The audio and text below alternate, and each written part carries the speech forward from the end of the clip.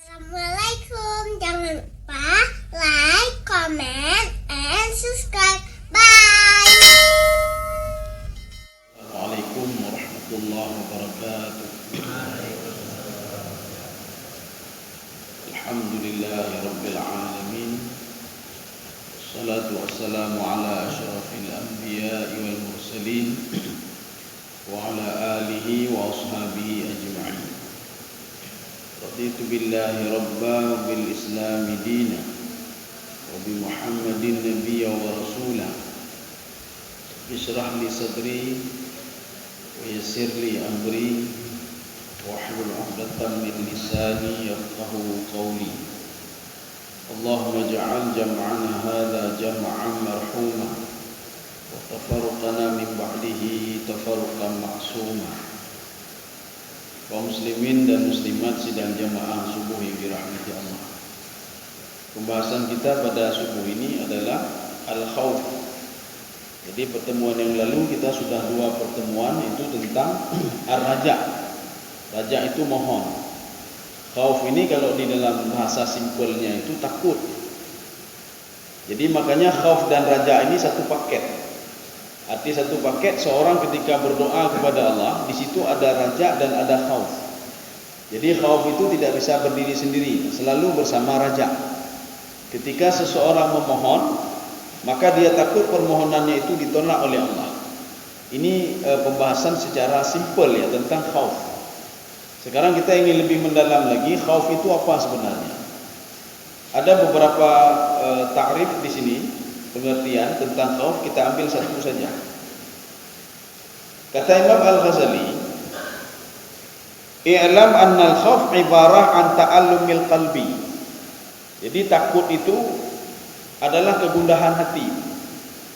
Seseorang menitipkan sesuatu ke tempat yang lain, dia gundah nanti barang itu diambil oleh orang lain. Ini khauf namanya, takut. Jadi semua hubungannya dengan hati. Wahtiraqihi bisababi tawaqqu'i makruh fil mustaqbal.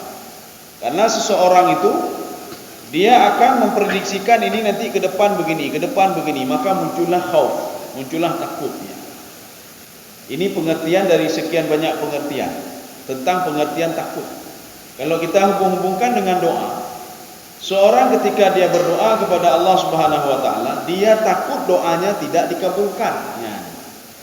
Ketika dia memohon kepada Allah untuk menjadikan anaknya anak yang saleh, ke depan itu anaknya rupanya tidak menjadi anak yang saleh. Itu yang dia takutkan. Ini namanya al-khauf masih secara umum. Makanya kalau kita ingin mempelajari khauf itu, ada 3 komponen yang perlu kita ketahui. Ini dalam khauf. Sehingga kita bisa mendeteksi ini khauf rupanya. Begini khauf, begini rasanya takut itu, begini rasanya. Maka ada 3 komponen. Komponen yang pertama namanya al-ilmu. Ilmu itu apa? Seorang harus punya ilmu nih. Kalau enggak dia tidak tahu hakikat khauf itu, tidak tahu. Ini yang pertama. Yang pertama itu adalah al-ilmu. Seorang harus punya ilmu. Ilmu kenapa? Yakunu ta'allumi qalbuhu bil khauf bisababi quwwati ilmihi. Seorang itu makin bertambah takut gara-gara apa? Makin hebat ilmunya, makin takut dia kepada Allah. Ya, ini khauf. Karena anak-anak kadang-kadang tidak takut pada jenis binatang tertentu. Kenapa? Dia tidak tahu kalau binatang itu sangat berbahaya sekali. Tetapi ketika anak-anak itu tahu binatang itu sangat berbahaya, maka dia jauhkan binatang itu. Kenapa? Karena sesuai dengan ilmunya. Tapi kalau seandainya orang makin bertambah ilmu lagi, oh ini tidak apa-apa ini, ada penawarnya. Ya, jadi artinya khauf itu yang pertama itu tergantung kepada ilmu. Allah berfirman di dalam Al-Quran, A'udzu billahi minasyaitonir rajim. Bismillahirrahmanirrahim. Innama yakhsyallaha min ibadihil ulama. Yang takut kepada Allah itu hanya orang-orang berilmu saja. Ilmu itu ada 2. Ada ilmu hati, ada ilmu ini. Jadi sekarang banyak orang ilmuwan itu kenapa makin jauh dari Allah? Karena ilmu yang diasah itu adalah ilmu intelektual, bukan ilmu spiritual. Yang akan kita pelajari sekarang adalah ilmu spiritual. Bagaimana seorang itu dia takut kepada Allah Subhanahu wa taala, makin bertambah ilmu spiritualnya, makin bertambah takut dia kepada Allah. Karena dibuktikan banyak orang yang ilmunya cerdas, tapi dia tidak salat, dia tidak puasa, dia tidak patuh kepada Allah, dia tidak meninggalkan apa yang dilarang oleh Allah Subhanahu wa taala. Kenapa? Karena ilmunya hanya sebatas untuk kecerdasan intelektualnya saja.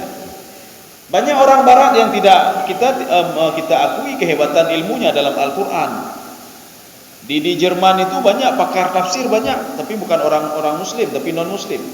Pakar hadis juga banyak, pakar fikih juga banyak. Tapi mereka itu sebatas ilmunya ilmu cerdas spiritual, intelektual, bukan spiritual. Maka kalau cerdas otaknya, dia tidak pernah mengenal Allah Subhanahu wa taala, karena untuk hanya memupuk kepala ininya saja. Makanya Rasulullah mengatakan, at-taqwa hahuna. Takwa itu di sini. Kalau kita ingin dekat dengan Allah Subhanahu wa taala, ilmu spiritual yang kita tingkatkan dibandingkan dengan ilmu intelektual, maka spiritualnya. Kaum muslimin sidang jamaah yang dirahmati Allah. Fal ilmu bitadahur hadhihi al-asbab sababun liquwwatil khauf wa shiddatu ta'allumil qalbi. Maka makin bertambah ilmunya ketika dia berdoa, ketika dia salat, ketika dia beribadah. Dengan ilmunya dia makin takut kepada Allah. Kenapa? Karena dia takut salah satu ibadahnya ditolak oleh Allah. Kenapa ditolak? Secara ilmu. Ini kalau salat tidak cukup rukun, tidak cukup ini, maka batal. Dia khawatir ini tadi rukunnya cukup apa enggak. Dia khawatir tadi ini ada wudu atau tidak. Dia khawatir ketika berpuasa saya ada dengki sama orang lain atau tidak. Dia khawatir saya berbuat maksiat atau tidak. Kenapa begitu? Karena dia takut puasanya itu ditolak oleh Allah. Gara-gara apa? Gara-gara dia melihat maksiat, dia berbuat maksiat, atau hatinya dengki sama orang lain. Maka makin bertambah ilmunya, dia tahu bagaimana posisi hatinya, bagaimana posisi anggota tubuhnya, bagaimana posisi ibadahnya. Maka seorang makin takut pada Allah Subhanahu wa taala. Tapi kalau orang yang enggak punya ilmu, bacut ayo, mana yo bacut ayo. Ketika azan berlangsung, azan, bah ini ada habis azan tu main lah. Setelah itu begitu juga dalam salat begitu juga. Tidak ada sedikit pun ketakutan sama dia kalau salat dia tidak diterima oleh Allah. Kenapa demikian? Karena tidak punya ilmu. Dia tidak punya ilmu bagaimana cara berwudu dengan benar. Sehingga dia tidak pernah khawatir kalau wudunya itu salah. Jadi makanya makin bertambah ilmu, ketika dia berwudu makin hati-hati. Ini namanya ihtiyat. Makanya Imam Asy-Syafi'i ketika beliau itu ambil wudu kan dari ini sampai kemari, siku-siku. Jadi karena beliau ihtiyat itu hati-hati ya, hati-hati dalam melakukan sesuatu. Maka beliau lebihkan sedikit supaya apa? Jadi khawatirkan nanti air itu tidak pas sampai ke siku-siku. Jadi dilebihkan. Kalau lebihkan pasti kena nanti. Ini karena apa? Karena ilmu. Maka seorang itu tidak berbuat maksiat karena apa? Karena ilmunya. Kaum muslimin sedang jemaah dirahmati Allah. Fakadzalika al-khauf. Sekarang kita akan lihat ketakutan itu kenapa seorang bisa takut? Kenapa seorang bisa takut kepada Allah? Dan ada juga orang tidak takut pada Allah sama sekali. Mana buktinya? Maksiat terus dia lakukan. Sembahyang hanai pupuk. Temecu laju. Hanai apa? Yang pertama karena tidak punya ilmu memang. Ilmu tidak punya apa-apa tidak punya. Kemudian di sini kata Imam Ghazali, taratan yakunu li ma'rifatillahi ta'ala. Dia itu makin lama makin mengenal Allah, makanya dia makin takut. Bagaimana dia mengenal Allah? Maka Imam Al-Ghazali mengatakan, kenalilah Allah itu bisa melalui Al-Quran, bisa melalui hadis, bisa melalui yang diciptakan oleh Allah Subhanahu wa taala. Setelah engkau mengenal Allah, maka dekatilah Allah itu. Ya. Satu. Yang kedua, kata Imam Ghazali juga, kenalilah syaitan. Siapa syaitan sebenarnya? Melalui apa kenalinya? Melalui Al-Quran, melalui hadis, melalui riwayat-riwayat. Setelah kamu kenal sama syaitan, maka jauhilah dia. Tidak ada orang tidak kenal sama syaitan. Syaitan itu Allah sudah mengatakan, lakum aduwwum mubin. Dia musuh yang nyata. Kenapa nyata? Secara logika diterima oleh manusia kalau syaitan itu adalah musuhnya. Secara batin juga diterima oleh batin kalau syaitan itu adalah musuhnya. Ini namanya syaitan itu musuh yang nyata. Hana uruh hana toduku. Ya, hana uruh hana toduku. Kaum muslimin sedang jemaah dirahmati Allah. Maka kadang-kadang seorang kenapa dia takut kepada Allah? Karena dia itu makin dekat dengan Allah. Dan satu lagi wa muharrafati sifatihi, dan mengetahui sifat-sifat Allah Subhanahu wa taala. Ketika dia melihat nanti sifat Allah itu, Allah Subhanahu wa taala memberikan Ar-Rahman, Ar-Rahim, Al-Latif, Al-Aziz. Seorang gara-gara dia makin dekat dengan nama Allah, dia mengenal nama Allah, dia makin takut pada Allah Subhanahu wa taala. Jadi ini kadang-kadang begini ya, nomor satu. Kadang-kadang juga wataratan yakunu likatratil jinayah minal abdi bimukharafatil ma'asi. Seorang kadang-kadang takut pada Allah gara-gara maksiat yang dia lakukan. Hari ini buat maksiat, besok maksiat, lusa maksiat. Karena makin banyak maksiat, dia makin takut pada Allah Subhanahu wa taala. Maka ada kalanya seperti yang model pertama tadi, ada kalanya seperti model yang kedua. Dia takut kepada Allah Subhanahu wa taala gara-gara dosanya makin bertambah. Dosanya makin bertambah. Makanya dengan ilmunya ini, kalau dosa bertambah, kalau dia meninggal dunia, habis dia. Dimintai pertanggungjawaban oleh Allah Subhanahu wa taala. Sudah. Wa taratan yakunu bihima jami'an. Kadang-kadang dua-dua ada.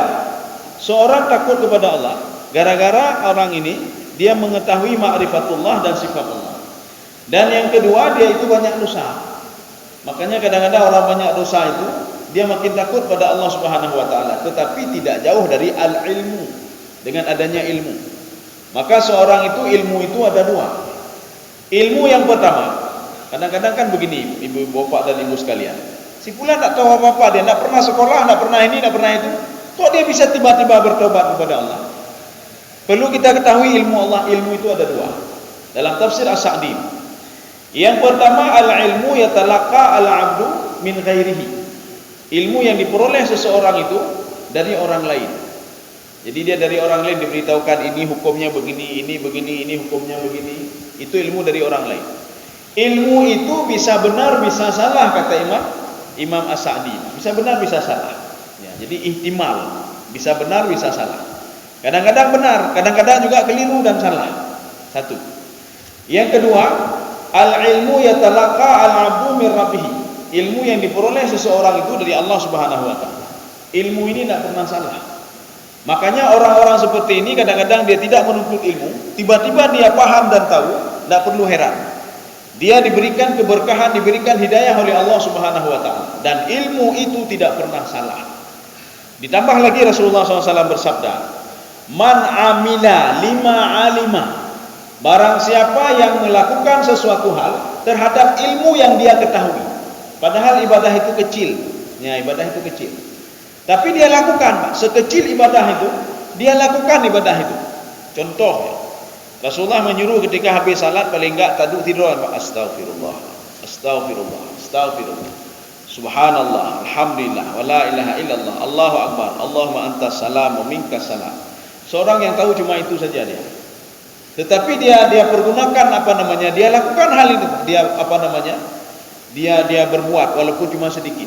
Rasulullah mengatakan Allah akan memberikan ilmu lagi kepada dia, ilmu yang tidak dia ketahui. Ya. Tapi dengan syarat sedikit dia tahu, sedikit dia amalkan. Maka gara-gara dia mengamalkan yang sedikit itu, kata Rasulullah, Allah akan mewahyukan kepada dia al-ilmu ma la ya'lam. Ilmu yang tidak diketahui oleh dia dan orang lain. Kaum muslimin sedang jamaah yang dirahmati Allah. Bukan. Walidzalika qila. Maka ada yang bertanya begini. Laisa al-khaif may yabki. Kadang-kadang kita melihat begini, si fulan takut. Dari mana tahu takut? Dia terus menangis dia kepada Allah. Dia terus bangun tengah malam dan menangis. Bukan di situ takutnya. Kita melihat takut bukan di situ, jangan salah. Sama seperti ketika seorang mau meninggal dunia. Waktu mau meninggal dunia, kita melihat dia menangis. Waduh, ini bahaya, ada bagaimana? Kaimo ada bagaimana? Padahal menangis itu ada dua. Sebagaimana ada sebuah batu yang terus menangis, ditanya oleh sebagian nabi Bani Israel, kenapa kamu nangis? Ya. Dalam tanda kutip kita melihat kalau Nabi Bani Israel berarti Nabi itu banyak sekali. Nabi itu banyak sekali. Jadi bukan yang 25 itu saja. Nabi banyak sekali dari Bani Israel. Nabi-Nabi Bani Israel bertanya kepada batu, "Limaza tabki, kamu kenapa menangis?" Batu tersebut mengatakan, "Saya menangis ketika turun ayat suci Al-Quran yang mengatakan waquduhan nasu wal hijarah." Jadi batu-batu di isi neraka itu manusia dan batu. Saya takut sekali masuk ke dalam neraka. Kenapa saya bisa masuk ke dalam neraka? Saya tak punya salah, tak punya apa-apa. Ini kata batu tadi. Yang buat salah itu kan manusia. Akhirnya batu tadi dia berdoa kepada Allah, Allahumma ajirni minan nar. Yang doa ini juga kita pakai guna habis salat. Allahumma ajirni minan nar, Allahumma ajirni minan nar. Ya Allah, nepeji uhlun dari api neraka. Ini doa batu tadi juga ketika turun ayat waquduhan nas wal hijarah. Ketika itu dia berdoa kepada Allah, Allahumma ajirni minan nar. Ya Allah, jauhkan saya dari neraka, jauhkan saya dari neraka. Diterima doanya. Setelah diterima doa, batu ini menangis lagi. Ditanya oleh para malaikat, kalau tadi kamu menangis karena takut kepada kamu dimasukkan ke neraka, sekarang kamu kenapa menangis lagi? Doa kamu sudah dikabulkan oleh Allah. Saya menangis karena terharu. Doa makhluk batu yang tidak ada apa-apanya tapi dikabulkan juga oleh Allah Subhanahu wa taala. Jadi kita jangan salah lihat, nanti kita lihat, waduh ini sudah bertaubat dia. Kenapa? Dia menangis tengah malam, dia minta ampun dan minta maaf. Bukan itu, kata Imam Ghazali, bukan itu. Ada kisah pada masa Bani Israel, seorang pemuda terus menangis, dia bertobat kepada Allah, tapi tobatnya tidak diterima. Tobatnya tidak diterima oleh Allah. Jadi menangis itu bukan standar al-khauf, tidak. Oh, ganyan meyadan ke Allah, apakah hendang ke mau ya? Tidak pernah nangis dia. Sekarang dijawab oleh Imam Ghazali. Laisa al-khaif ma yabki wa yamsahu ainaihi. Jadi orang yang takut itu bukan dia menangis kemudian dia mengusap air matanya. Bal, tetapi ya ini yang dikatakan takut itu. Man yatruku ma yukhafu ayyaqabu alaihi. Yang dikatakan dengan khauf itu, kita sudah tahu meninggalkan salat itu berdosa, maka jangan pernah meninggalkan salat. Itu khauf namanya. Kita tahu kalau mencuri itu berdosa, maka apa yang kita lakukan? Kita tinggalkan mencuri itu. Meninggalkan mencuri itu namanya al-khauf, takut kepada Allah Subhanahu wa taala. Bukan itu bidi mata kan apa? Karena ada juga orang nanti ketika ribah-ribah, habis ribah astagfirullah. Bukan itu. Kalau dia betul-betul takut kepada Allah, maka tinggalkan ribah itu. Kalau dia betul-betul takut kepada Allah, maka tinggalkan mencuri itu, zalimi orang lain, dengki sama orang lain. Ini habis dengki ke astagfirullahaladzim. Ya Allah, lu kan dosa. Nanti hati bergerak astagfirullahaladzim. Nya kada syarat astagfirullah. Kalau takut kepada Allah bukan itu, tetapi tinggalkan perbuatan itu. Itu wujud takut kepada Allah Subhanahu wa taala. Maka kalau kita masih melakukan itu, kita tidak pernah takut kepada Allah. Tidak orang dia ahli ibadah tapi juga ahli demecu. Dia ahli ibadah, ahli demecu cit. Dia ahli ibadah, ahli gosip cit. Dia ahli ibadah, ahli juga ambil punya orang lain. Ahli juga demenak, ahli demenak kayaknya. Jadi maknanya apa? Dia tidak takut kepada Allah kalau demikian. Bukti dia takut kepada Allah, tinggalkan perbuatan yang dilarang oleh Allah. Ya. Maka kalau ada seorang anak takut pada orang tuanya, dalam tanda kutip bukan takut yang negatif. Dia takut kalau nanti ditanya saya salat atau tidak, saya berbuat ini atau tidak. Maka seluruh perintah orang tuanya dia jalankan. Seluruh yang larangan orang tuanya dia tinggalkan. Orang tuanya ngomong ke anaknya, nak nanti pulang jangan lebih dari jam 10 malam. Nak nanti habis subuh ngaji. Nak habis ini jam begini salat. Nak habis begini. Wujud anak itu takut kepada orang tuanya, dia lakukan perintah-perintahnya. Waktu dilihat, oh berarti jerotan lu. Dia patuh pada perintah saya. Ya, oh jerotan lu. Dia tidak mau melakukan apa yang saya larang. Jangan begini. Dia lakukan itu. Ini bukti takut dia kepada orang tuanya. Makanya begitu juga takut seorang hamba kepada Allah. Bukan menangis Pak Imo, ya Allah, nak ma'alun kalun taubat, hana berlenya kata Allah. Kamu tinggalkan apa yang saya larang. Kamu kerjakan apa yang saya suruh. Itu sudah ada al-khauf pada dirimu. Kaum muslimin sedang jemaah yang dirahmati Allah. Makanya kata Imam Ghazali, Ini termasuk juga di sini beliau mengutip pendapat Abu Qasim Al-Hakim. Man khafa syai'an haraba minhu. Barang siapa yang takut kepada sesuatu hal, maka dia lari dari hal itu. Dia takut korupsi, dia lari dari korupsi. Dia takut ribah, dia lari dari ribah. Ya korupsi tapi dinikmati je. Katanya korupsi riba gimana? Riba haram. Jadi pekementan dapat jual riba. Alah hanapu dapat jual lain ke dapat jual riba jual lain. Berarti khaufnya ada itu. Kalau dia betul-betul khauf, haraba minhu, dia akan lari daripada riba. Kalau betul-betul ada khauf pada diri dia, maka dia akan lari dari maksiat itu. Ya. Kalau tidak lari berarti dia tidak takut pada Allah. Maka selama ini kalau kita masih berbuat maksiat, maknanya kita belum takut pada Allah Subhanahu wa taala. Hanapu tak mau apa? Ya Allah, hanapu malu, ya Allah lun taubah, hanapu tak maaf, hanapu tak melakei. Ini sama seperti ada doa seorang pemuda yang dia meminta kepada Allah, dia bertaubat kepada Allah, dia menangis lagi, Pak. Tapi doanya tidak dikabulkan oleh Allah. Taubatnya tidak dikabulkan. Malaikat bertanya kepada Allah, "Ya Allah, dia sudah ikhlas sekali beribadah, dia sudah mengeluarkan air matanya, dia bertaubat ikhlas dari hatinya. Kenapa tidak diterima ya Allah Subhanahu wa taala? Kenapa tidak diterima taubat?" Apa kata Allah? Seikhlas apapun seorang itu. Katanya ada bangun tengah malam ikhlas, Pak. Saya ikhlas, saya beribadah malam ini ikhlas karena Allah. Untuk apa ikhlas kata Allah? Kalau baju yang kamu pakai itu kamu peroleh dari yang haram kata Allah. Maka bagaimana caranya? Buka baju itu, cari baju yang lain, tidak ada baju haram di situ. Kemudian ghudhiya min haram. Kamu sebelum bangun tahajud kamu minum minuman yang haram, atau minuman kamu curi punya orang lain, kamu korupsi punya orang lain, kamu beli minuman, kamu minum air itu. Bagaimana caranya? Tinggalkan itu dulu kata Allah. Itu tinggalkan dulu. Jangan kamu konsumsi lagi yang haram. Ya. Setelah itu baru saya kabulkan doa. Kaum muslimin sedang jemaah yang dirahmati Allah. Makanya kalau ada nanti kendaraan kita dari yang haram, apa saja yang haram, maka tinggalkan itu, tinggalkan itu. Gimana cara tinggalkan? Tidak ada cara lain, tidak ada cara lain. Kalau Imam Ghazali mengatakan menyona rumah korupsi, tinggal cuma. Beda tinggallah rumah yang nak berkah. Rumah tidak berkah, karu habislah rumahnya. Keberkahan tidak ada, rahmat tidak ada, apa-apa tidak ada. Bagaimana mau turun rahmat rumah itu rumah apa namanya? Rumah laknat Allah Subhanahu wa taala. Bagaimana mau turun rahmatnya?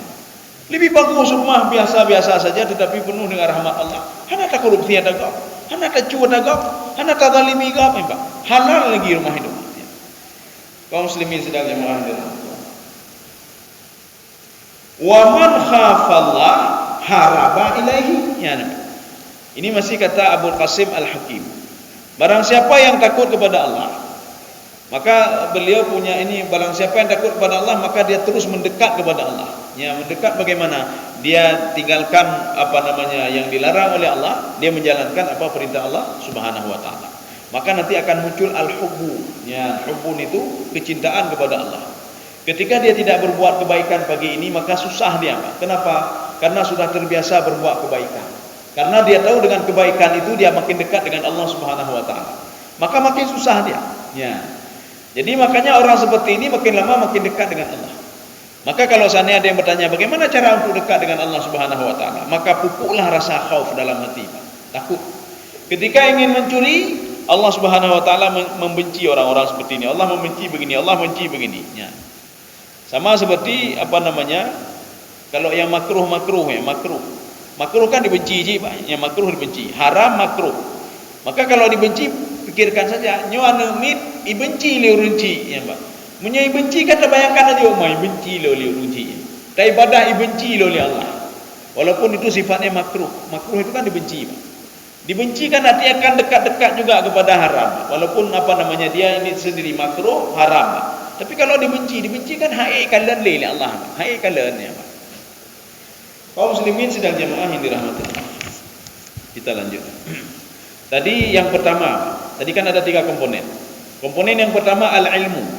Seorang itu hanapu tak pegah dro je Allah punya hana ilmu. Kalau nak punya ilmu. Seorang itu enggak apa namanya? Hanapu ya pegah dro khauf kalau dia tidak punya ilmu ini. Ya, ilmu apa namanya? Spiritual. Maka kalau ingin takut dengan Allah, pupuklah ilmu spiritual. Makin banyak ilmu spiritual, makin kita itu takut pada Allah Subhanahu wa taala. bukan ilmu intelektual. Selama ini orang barat betul dia mengkaji Al-Quran, tetapi Al-Quran itu memang sebatas intelektual mereka saja. Mereka ingin membuktikan secara ilmiah, benar nggak kejadian ini, benar nggak kejadian ini. Semua dihubungkan dengan intelektual mereka, sehingga mereka mengatakan saya hebat, padahal diadopsi dari Al-Quran. Saya hebat, saya bisa begini, padahal diadopsi dari Al-Quran. Ilmu ini tidak dia pupuk. Maka juga banyak orang-orang kita cerdas otaknya, salat itu wajib, ini wajib, tapi dia tidak salat. Puasa itu wajib, tapi dia tidak puasa. Ini yang pertama. Komponen yang kedua, al-hal. Ya, nih Pak. Hal itu apa? Hal itu keadaan dia. Keadaan dia bagaimana? Ya, kita akan lihat. Halun man waqa'a fi makhalibi sab'i. Darur la yadri annahu yaghfulu anhu fayuflitu. Ya. Jadi hal itu seorang tahu dia. Contoh, ini diberikan contoh oleh Imam Ghazali begini. Ketika dia berhadapan dengan binatang buas, dia tahu binatang buas itu akan mencengkram dia, akan memakan dia. Ya. Maka karena itulah posisi takut. Ketika itu apa yang dilakukan? Dia akan lari dari binatang itu. Kita begitu juga. Kalau orang tahu hakikat hidup itu, dia tahu posisi dia sekarang di mana posisi dia. Apakah dia mencintai dunia sepenuhnya? Apakah dia mencintai Allah sepenuhnya? Atau sedikit-sedikit? Ya. Dunia na bacu, nyawa na bacu, jeh na bacu. Yang tahu cuma kita sendiri. Apakah salat kita khusyuk belum khusyuk? Yang tahu kita sendiri. Apakah kita takut kepada Allah atau tidak takut kepada Allah? Yang tahu kita sendiri. Makanya seorang itu dia tahu sebenarnya doa dia tidak dikabulkan oleh Allah. Dia tahu dia, bukan tidak tahu. Dia tahu ketika berdoa naharum tanglam tubuh hulunnya, dia tahu. Sebodoh-bodohnya orang itu, kalau dia melakukan sesuatu hal, ada sesuatu hal yang dia ketahui walaupun dia bodoh. Sebodoh-bodohnya orang tidak tahu masalah mobil atau kendaraan, paling-paling dia imupung bacut namupung. Ya, ini namanya hal namanya. Hal itu keadaan. Maka seorang itu sebodoh-bodohnya dia tahu kalau doanya tidak dikabulkan oleh Allah. Ya. Oh ini ya seperti tadi. Walaupun binatang buas itu dia tahu, walaupun dia tidak begitu ini bahayanya lebih bahaya ini atau bahaya ini, tapi dia tahu kalau itu berbahaya, maka dia lari. Jadi makanya hal di sini itu menggambarkan bisa membantu seseorang untuk lebih dekat dengan Allah Subhanahu wa taala. Posisi dia selama ini lun tabi'nya lu pebut dosa lu korupsi atau lu pegatnya, makanya khauf ini tak akan pernah muncul. Ilmu batin, ilmu spiritual ini tak pernah muncul. Selama ini yang saya pupuk adalah ilmu intelektual selalu. Dia tahu bukan tidak tahu. Ya. Ini juga diperkuat dengan firman Allah Subhanahu wa taala. Fa'alhamaha fujuraha wa taqwaha. Seorang itu ada dalam tubuhnya ada kecenderungan berbuat baik, ada kecenderungan berbuat jahat. Sebodoh-bodohnya orang itu sebenarnya hanya bodoh orangnya. Dia kecenderungan itu ada dalam tubuh dia. Ini jahat, ini tidak baik, ini baik, ini tidak baik, dia tahu. Ada pencipta, ada Allah. Kalau tidak ada Allah, kalau tidak ada makhluk, kalau ada makhluk, mungkin tidak ada yang menciptakannya. Ya, jadi artinya otaknya bermain. Kenapa? Karena dalam tubuh dia ada dua kecenderungan ini yang diberikan oleh Allah Subhanahu wa taala. Ini namanya hal namanya. Keadaan seorang itu tahu bukan tidak tahu. Jadi contoh seperti bersyukur kepada Allah. Bersyukur kepada Allah, halnya ilmunya bagaimana? Orang yang tidak punya ilmu jarang sekali dia bersyukur kepada Allah. Halnya bagaimana? Dia dalam kondisi tertentu dia tahu kalau rezeki itu bukan dari dia sendiri. Dia tahu bukan tidak tahu. Dia tahu selama ini apa yang dilakukan itu diberikan oleh Zat yang Maha Kaya. Dia tahu bukan tidak tahu. Ini hal namanya. Cuma dia sendiri yang membangkang karena ilmu spiritual itu tidak mendukung dia untuk bersyukur kepada Allah. Ilmu spiritual dia itu tidak mendukung dia untuk khauf dan takut pada Allah Subhanahu wa taala. Makanya seperti pemuda Bani Israel tadi. Apakah dia tahu doa dia tidak dikabulkan? Dia tahu bukan tidak tahu. Kenapa selama ini dia makan haram? Ya, selama ini dia makan haram. Cuma pura-pura tidak tahu ya. Makanya ilmu spiritual dia tidak mendukung dia untuk seperti itu. Ini yang kedua. Yang ketiga, al-a'mal. Ya, jadi ini amal ini apa? Kalau dia tadi sudah punya ilmu, dia sudah punya ilmu. Kalau yang dikatakan khauf itu, makin dia berilmu, makin dia dekat dengan Allah. Makin dia berilmu, makin takut kepada Allah dalam tanda kutip, takutnya kepada Allah yaitu dekat dengan Allah Subhanahu wa taala. Dia tinggalkan semua larangan Allah dan dia jalankan semua apa yang diperintahkan oleh Allah Subhanahu wa taala. Yang yang terakhir al-a'mal. A'mal itu menjalankan apa yang sudah dia ketahui, menjalankan kondisi yang sudah ada pada waktu itu. Kondisi dia bagaimana? Ini saya seperti ini, terus seperti ini, terus dia tahu kesalahan dia tahu, bukan tidak tahu. Maka yang terakhir adalah al-a'mal. A'mal itu melakukan hal yang diinginkan oleh Allah. Ayyamna anil mahdhurat wa yusamma al-kaful hasil anil mahdhurat. Maka dia itu yang terakhir al-amal apa? Dia menjauhkan diri. Ini tidak boleh, ini tidak boleh, ini tidak boleh, ini boleh, ini boleh, ini disuruh oleh Allah. Ghibah orang lain tidak boleh. Ghibah tidak boleh, semua tidak boleh. Yang boleh apa? Yang boleh ini, yang boleh ini, yang boleh ini, yang wajib ini, yang sunnah ini, dia tahu semuanya. Ini namanya al-amal. Makanya Rasulullah mengatakan, seorang yang beramal dengan ilmu yang sedikit, dia tahu sedikit. Dia tahu kalau ini haram, maka dia jauhkan, dia jauhkan, dia jauhkan terus. Maka dia akan diberikan ilmu oleh, kata Rasulullah, oleh Allah Subhanahu wa taala akan memberikan ilmu kepada dia malam ya'lam, ilmu yang belum dia ketahui. Ya. Kaum muslimin sidang jamaah yang dirahmati Allah. Is at-taqwa. Jadi beliau mengatakan takwa itu bagaimana? Nah, ini setelah menjelaskan yang ketiga tadi amal. Ayatruka ma yuribuhu. Seorang meninggalkan sesuatu hal yang ragu-ragu dia. Nyo ragu-ragu lo nyo. Nyo harap hana harap nya ne ba. Nyo yang bloji nyo urung korupsi. Ya undang rumah lam dan nyo. Ya undang rumah yu paju hasil korupsi nya ba. Orang yang bertakwa, dia akan meninggalkan sesuatu hal yang membuat dia was-was. Hana lo baju lo. Hana baju. Ini mengundang-undang ke acara apa namanya kenduri. Gaknya ke kenduri, habis menang proyek tender ke penggagap ke pegada kenduri. Katanya yang pertama ini bisa untuk kenduri bagi-bagi hasil sama-sama. Kayak habis penggagap yang bagi hasil sama-sama lah. Kemudian ingin membersihkan harta, kita bersihkan harta membuka kenduri. Maka pada syalam kau. Seorang yang tahu dia itu ini berdosa, maka apa yang dilakukan?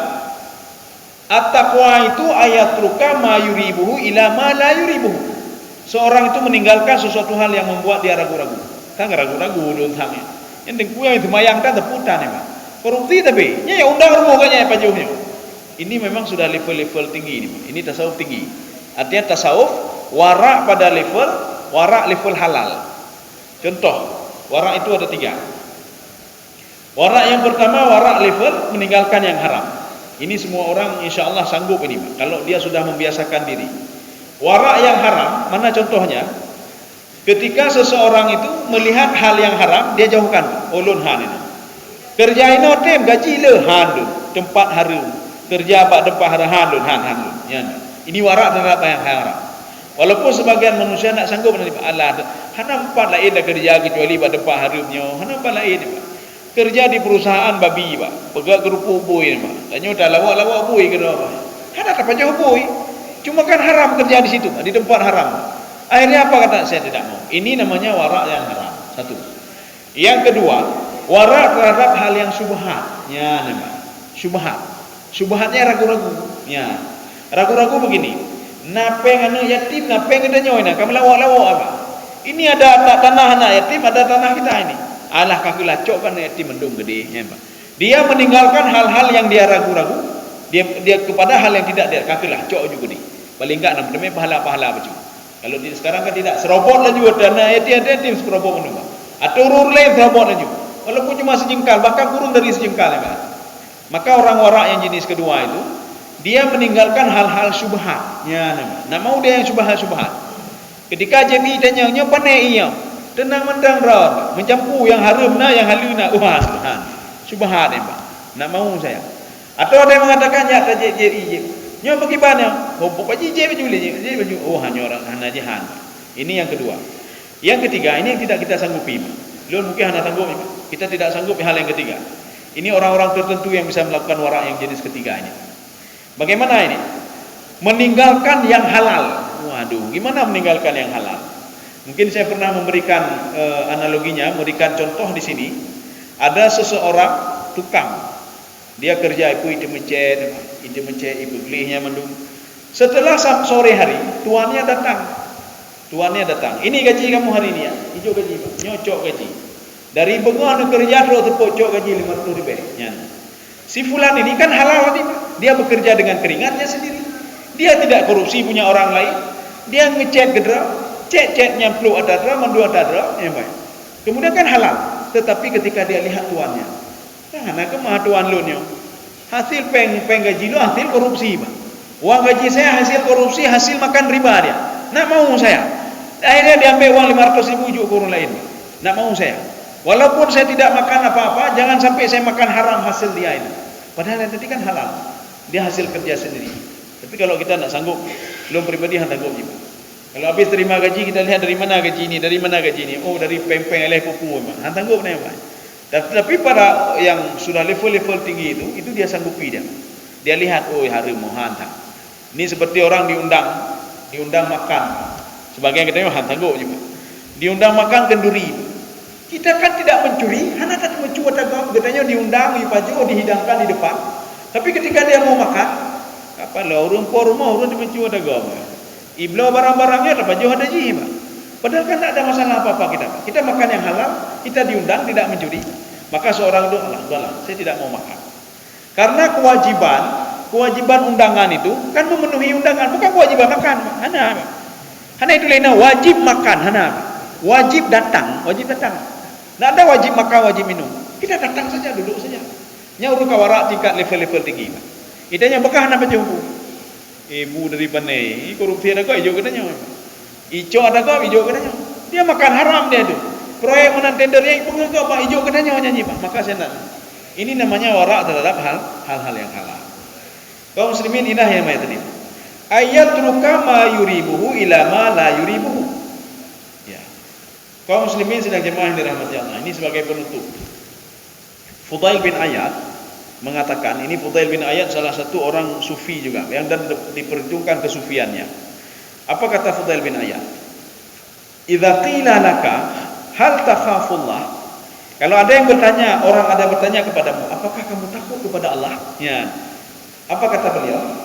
Faskut, kamu diam saja kamu. Jangan jawab, kamu diam saja. Ya. Kalau ada orang bertanya, apakah kamu tidak takut pada Allah? Kamu takut enggak kepada Allah?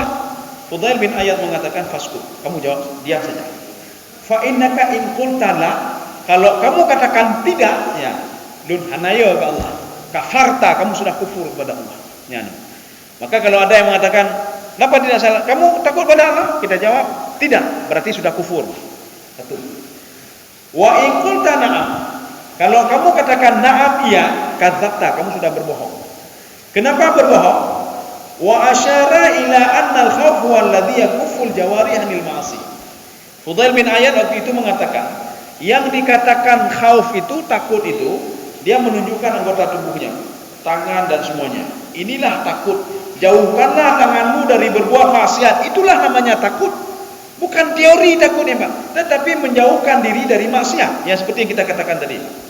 Jadi artinya apa? Seorang itu menjauhkan tangannya, menjauhkan matanya, menjauhkan mukanya, menjauhkan perutnya, menjauhkan kakinya dari berbuat maksiat. Itu yang namanya takutnya. Kenapa dia pegang Allah? Maka kajian khauf itu adalah kajian ini. Ya. Kita tidak tahu seorang itu dia takut atau tidak kepada Allah. Dari mana kita tahu? Cuma kita lihat pergerakan anggota tubuhnya. Yang tipulannya menyoa yang harum-harum ke pejiu. Mana buktinya? Hanya tak ke yang harumnya. Ya. Ini takut namanya. Baik temayang Allahu Akbar, Allah harum bajunya, Pak. Astagfirullah, Allah berdoa lah. Kemudian dia salat lagi, dia menak lah. Makanya tadi dia ahli ibadah, ahli temenak jin. Dia ahli ibadah, ahli temenak, ahli gosip, ya Pak. Ahli mandung ya Pak. Mandung ahli kayaknya. Ya. Lagi kita nyokan kadang-kadang nak masing-masing nak nyantro, masing-masing nak keahlian masing-masing. Bahasa kan begitu juga. Bahasa ini berbeda dengan bahasa ini, berbeda dengan bahasa ini. Nah orang ahli denyok-denyok mendak. Ai kera, you kera Pak. Kera, tadu mandu. Nyo kera. You bayu Pak kok, oh bayu. Ganyan ahli kera ya Pak. Ahli kera tapi hanya ahli bayu kayaknya Pak. Ada juga orang ahli dua-dua, behir kera kayaknya bayu ya Pak. Ada juga you kera kabeh, bayu, bayu ya Pak. You gak mendau ya Pak. Jadi makanya di sini disebutkan kalau seandainya seseorang itu dia betul-betul takut kepada Allah, dia menjalankan perintah Allah, meninggalkan larangan, itu sudah takut. Nanti beda tanya, oh malun selamanya hantan lun maupun lun hanaya ke Allah, bukan mau kan Pak mau yo ya Pak. Bukan mau. Maka ketika sedang salat itu madamnya berarti pula ka khaufnya kana la mati ko ne bai. Untuk apa nangis-nangis kalau mencuri masih juga, spesial mencuri juga. Untuk apa nangis-nangis kalau apa namanya? Tapi dia masih riba orang lain. Untuk apa masih nangis-nangis tapi juga dia spesial juga, spesial temenak kau. Ya. Jadi maka Fudail bin Iyad mengatakan kalau dikatakan oleh orang, apakah kamu takut pada Allah? Diam saja kamu. Jangan sampai kamu terjerumus kepada kufur kalau kamu katakan tidak. Jangan sampai ketika kamu katakan iya, kamu itu munafik juga. Dah munafik, mentang temu cuo dah kau, mentang bukunya. Jadi diam saja kamu. Ya, diam saja. Maka beliau menunjukkan kalau yang takut pada Allah itu beliau menunjukkan anggota tubuhnya. Ya, anggota tubuhnya. Kenapa tidak disebutkan hati, Pak? Karena hati itu refleksi. Ini anggota tubuh refleksi dari hati, Pak. Kalau tangan ini cuma cuo tagap, berarti hati gundah hati, enggak belum beres hatinya. Kalau seorang itu galak demenak gap, berarti hatinya belum beres lagi. Maka Imam Ghazali mengatakan, kalau kalian ingin melihat bagaimana hati seseorang itu, lihatlah pergerakan anggota tubuhnya. Kalau pergerakan anggota tubuhnya mentang terling tagap, cihat tagap, nya berarti hana betul hati, Pak. Hati hana betul. Hati hana betul berarti khauf hana lab.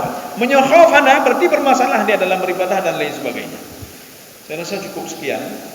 InsyaAllah pertemuan selanjutnya kita lihat dulu apakah masih di khauf atau kita lanjutkan ke pembahasan yang lain nanti. Mudah-mudahan ada manfaatnya bagi saya sendiri dan jemaah sekalian. Subhanakallah bihamdika asyhadu an la ilaha illa anta astaghfiruka wa atubu ilaik. Assalamualaikum warahmatullahi wabarakatuh.